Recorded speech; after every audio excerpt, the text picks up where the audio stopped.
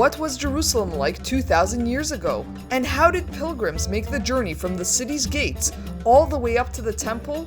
For nearly a decade, archaeologists in the City of David Park have been working hard to uncover the pilgrimage road and bring a 2,000-year-old story to life.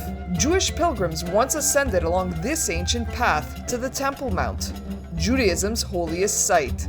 Though it won't be open to the public for at least another 2 years, the media line got a sneak peek at the site. Just imagine that thousands of years ago, pilgrims would walk up these steps, up this road, this very road, all the way from the bottom, from the Pools of Siloam, after taking a ritual bath, to the top, where they would reach the Temple Mount. Also known as the Stepped Street, thousands once used this road to reach the temple. It was built by the Romans during the time of Pontius Pilate, according to excavation director Ari Levy. This road's length is approximately 600 meters. It ends at Robinson's Arch, starts at the Pool of Siloam, and it led the Jewish pilgrims that came to Jerusalem in the high holidays. The pilgrimage road was rediscovered in 2004 after a sewage pipe burst in the middle of East Jerusalem neighborhood of Siloam. Since 2013, archaeologists have been digging right underneath Arab houses in the area.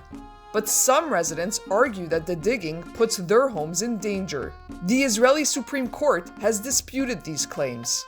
So far, archaeologists have unearthed some unique artifacts: silver coins that pilgrims would bring as donations to the temple, cookware, and jewelry. Jerusalem in the late Second Temple period was a flourishing city with a lot of people, with a lot of population.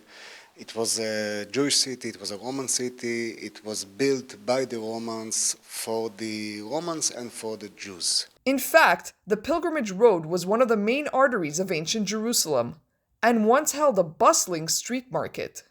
This is the living heart of Jerusalem. This is the Fifth Avenue. This is the Champs-Élysées, if you want. Workers use a complex system of pulleys to help bring dirt up from underground for sifting.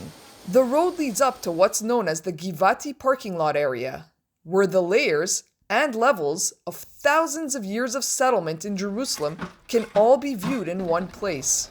At Givati you can see remains of all of the periods at the same time, and you can see exactly how Jerusalem evolved during history from a relatively small settlement toward a huge city. The idea is not just to expose the street itself, but to leave remains from each and every period, so people will understand how it was like to live in a city like Jerusalem. Archaeologists have also begun digging at the bottom of the road, at the Pool of Siloam. Built some 2,700 years ago during the reign of King Hezekiah, this is where Jewish pilgrims would take a ritual bath before making their ascent to the temple. It's also the site where Jesus is said to have healed a blind man. The pilgrimage road ends near the Temple Mount at the Davidson Center Archaeological Park. This is part of the Western Wall, which was built by Herod the Great. These huge stones were hurled off the Temple Mount by the Romans, a reminder of the destruction of the Second Temple in the year 70 CE. And we're standing on the original road from 2,000 years ago. This road the pilgrims walk on, Jesus walks on, and an amazing piece of history standing.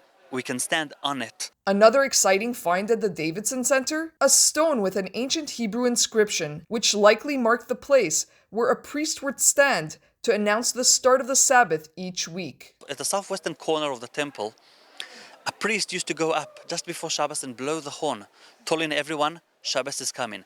And then we found the stone that fell from that corner. There are still over 300 feet of the pilgrimage road left to excavate before tourists can visit and walk in the footsteps of pilgrims millennia ago. From the pilgrimage road in Jerusalem, Maya Margit, reporting for the Media Line.